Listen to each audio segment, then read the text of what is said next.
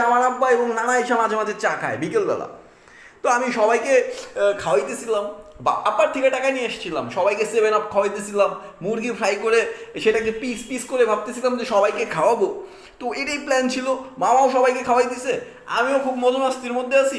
ওইদিকে পিছন দিকে এসে দেখি যে নানা দাঁড়ায় আছে। কি করবো, কি করস তুই এখানে? না না না 7 আপ খাইবা? আর 7 আপ খাবো, যে মামা খাওয়াই দিছে আমাকে, এইগুলো আমি নানারেও খাওয়াই দিছি। আসলে হয়েছে কি নানা, এই যে মামা আমারে খাওয়াই দিছে, আমি এদিক দিয়ে চলে যেতে নিছিলাম, বলতেছে মামা এসে খা। তো আমিও খাই দিছি, তুমিও খাও নানা। তো যাই হোক, এমনি নানারে সেটিং দিয়ে বুঝ দিছি, এবং মুরগিটাকে কাইটে এটাকে পিস পিস করতে গিয়ে দেখি যে কিরে মুরগি এত শক্ত কেন, এটা কাঁচা, ভিতরে হয়ই নাই। মুরগি খাওয়া ক্যান্সেল, ভিতরে কাঁচা, এখন এটাকে বাসায় নিয়ে যায় রাত দেখাইতে হবে। আসলে হয়েছে কি, গ্রামের বাসায় এসে যখন চা স্টলে যাই আর যখন মামা চাচা খালুদের সাথে দেখা হয়, তখন কোনো কিছু না ঘটায় কোনো উপায় আছে? না মামা, কোনো উপায় নাই। Carry on.